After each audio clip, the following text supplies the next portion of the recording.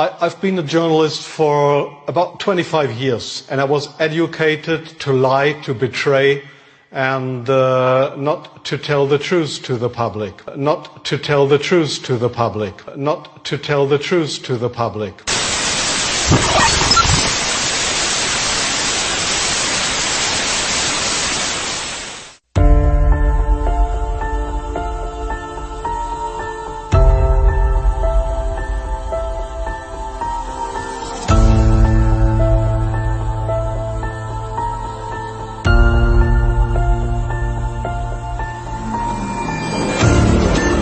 Well, I've been a journalist for about 25 years, and I was educated to lie, to betray, and not to tell the truth to the public.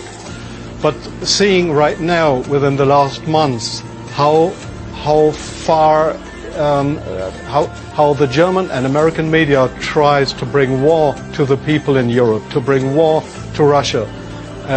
This is a point of no return, and I'm going to stand up and say it is not right what I have done in the past, to manipulate people, to make propaganda against Russia, and it is not right what my colleagues do and have done in the past, because they are bribed to betray the people, not only in Germany, all over Europe.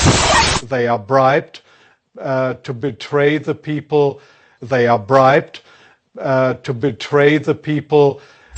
The reason writing this book was that I am very fearful of a new war in Europe, and I don't like to have this situation again, because war is never coming from itself. There is always people behind it to push for war.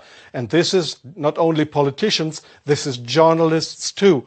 And I just have written in the book how we have betrayed in the past our readers just to push for war, and because I don't want this anymore. I'm fed up with this propaganda. We live in a banana republic and not in a democratic country where we have press freedom, where we have human rights.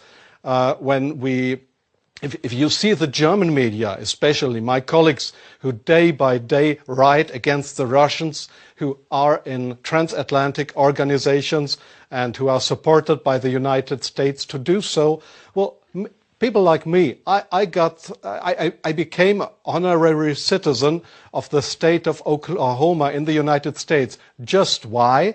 Just because I write pro-American. I wrote pro-American. I was supported by the Central Intelligence Agency, by the CIA. Why? Because I should be pro-American. I'm fed up with it. I don't want to do it anymore. And so I've just written a book not to earn money. No, it will cause a lot of trouble for me, just to give the people in this country, in Germany, in Europe, and all over the world, just to give them a glimpse of a view what goes up behind the closed doors.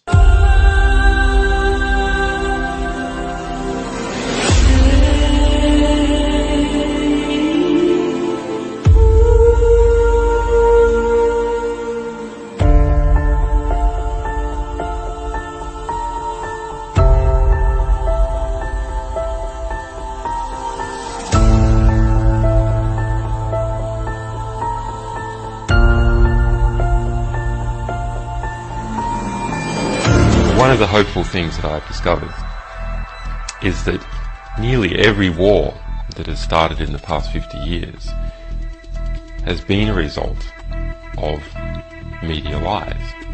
The media could have stopped it if they had searched deep enough. If they hadn't reprinted government propaganda, they could have stopped it. But what does that mean? Well, that means basically populations don't like wars. And populations have to be fooled into wars. Populations don't willingly and with open eyes go into a war. So if we have a good media environment, then we'll also have a peaceful environment. But our number one enemy is ignorance. And I believe that is the number one enemy of everyone, is not understanding what is actually going on in the world. It's only when you start to understand that you can make effective decisions and effective plans. Now, the question is, who is promoting ignorance? Well, those organisations that try to keep things secret, and those organisations which distort true information to make it false, misrepresentative. In this latter category, it is bad media. It really is my opinion that the media in general are so bad. We have to question whether the world wouldn't be better off without them altogether. There's some very, very fine journalists, and we work with many of them, and some fine media organisations, but the vast majority are awful and are so distortive to how the world actually is.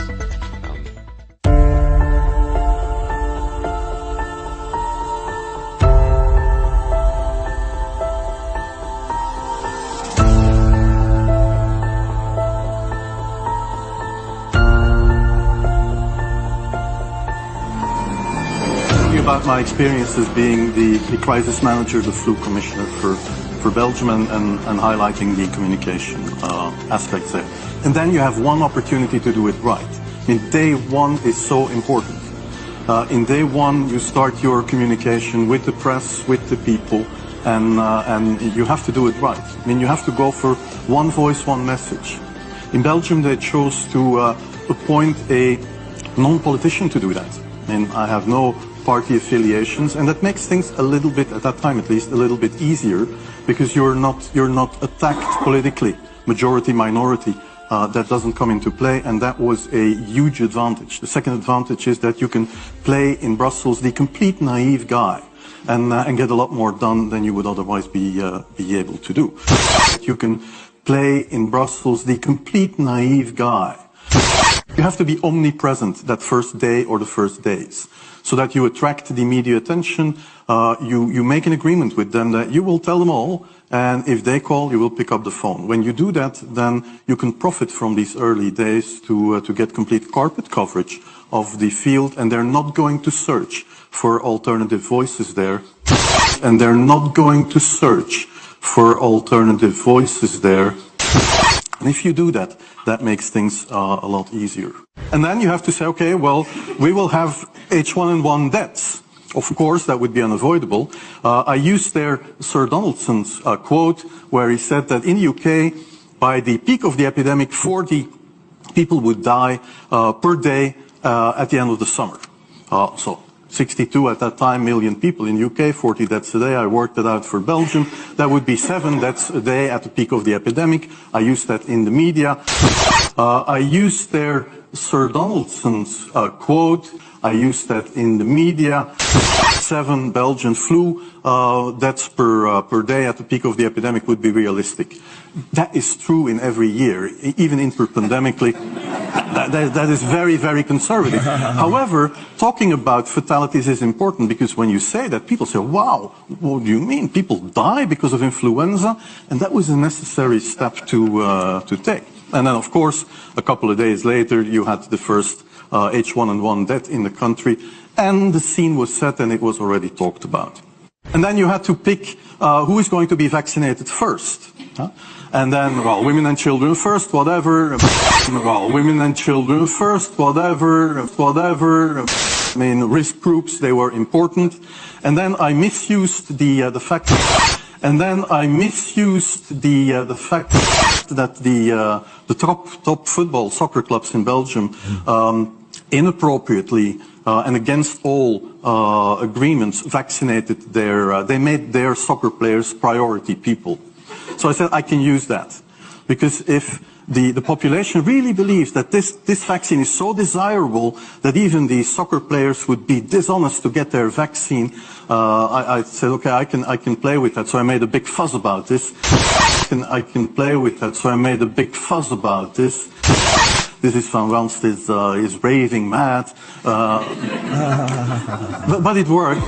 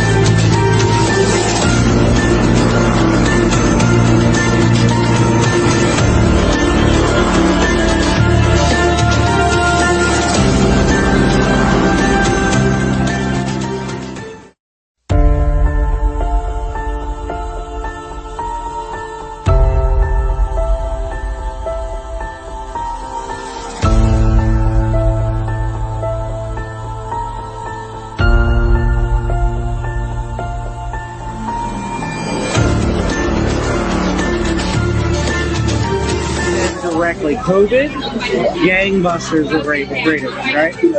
Which is why we constantly have a death toll on the side, which I have a major problem with, that we're tallying how many people die every day. Because I've even looked at it and be like,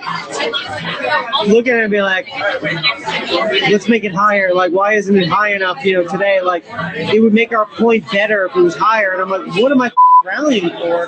That's a problem. Yeah. That we're doing that, like this special red phone ring. Yeah. And they pick it up, and it's like the head of the network being like, there's nothing that you're doing right now that makes me want to stick. Put the numbers back up, because that's the most enticing thing that we have. So put it back up. So like things like that are constantly talked about. There's no such thing as unbiased news. Any reporter on CNN, okay. What they're actually doing is they're telling the person what to say. It's always like leading them in a direction before they even open their mouth. And the only people that we will have on the air, for the most part, are people that have proven track record of taking the bait. And the only people that we will have on the air are people that have proven track record of taking the bait.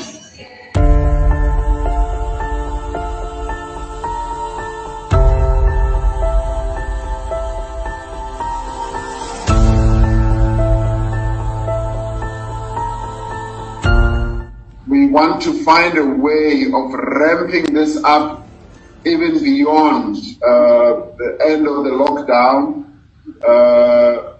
And I don't know when the lockdown will end. Some people are saying the 16th of April. But when we announced it, I didn't say what year it will end. I just...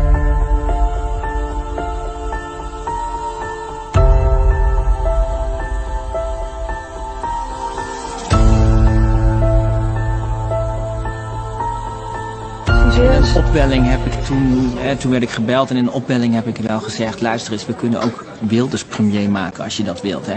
Dus je doet het via ons voortaan. Ja, misschien moet je dit niet onthullen, maar dit is wel een beetje hoe het gaat. Luister eens, we kunnen ook Wilders premier maken als je dat wilt, hè. Dus je doet het via ons voortaan. Ja, misschien moet je dit niet onthullen, maar dit is wel een beetje hoe het gaat.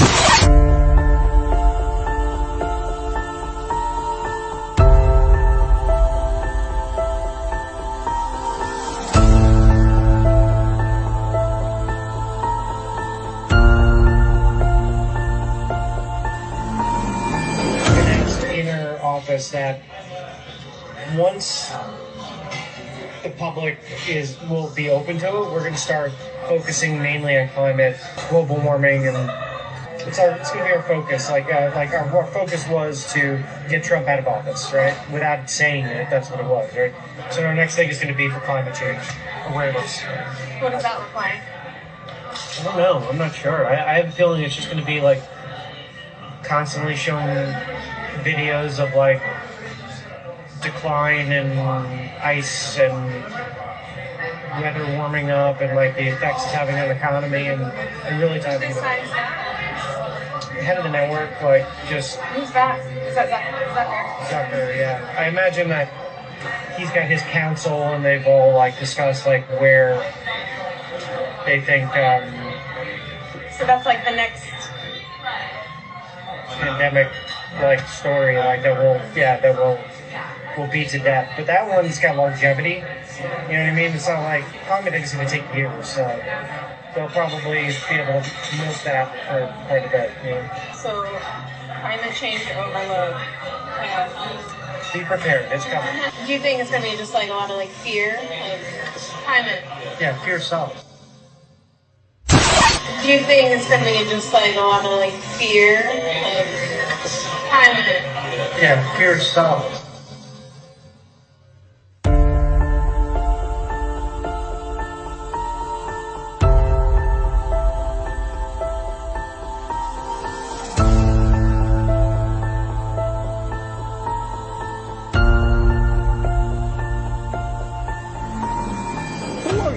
really shopping for this holiday season? It's okay. You can admit it if you've bought an item or 2 or 10 for yourself. Well, it's okay. You can admit it if you have bought an item or 2 or maybe 10 for yourself. It's okay. You can admit it.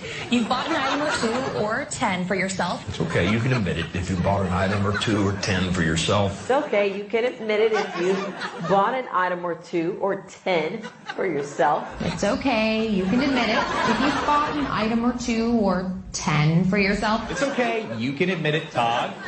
If you bought an item or 2 or 10 for yourself. It's okay. You can admit it if you bought an item or 2 or 10 for yourself. It's okay. You can admit it if you bought an item or 2 or maybe 10 for yourself. It's okay. You can admit it if you bought an item or 2 or 10 for yourself. It's okay. You can admit it if you bought 1 or 2 or maybe 3 or 4, maybe even 10 items for yourself. It's okay. You can admit it if you bought an item or 2 or 10 for yourself. And it's okay. You can admit it if you bought an item or 2 or 10 for yourself. It's okay. You can admit it if you've bought an item or 2 or 10 for yourself. It's okay. You can admit it if you bought an item or 2 or maybe 10 for yourself. It's okay. You can admit it if you bought maybe an item or 2 or 10 for yourself. Is it okay? You can admit it if you bought an item or 2 or 3 or 10 for yourself. It's okay. You can admit it if you bought an item or 2 or 10 for yourself. It's okay. You can admit it if you bought an item or 2 or 10 for you. It's okay.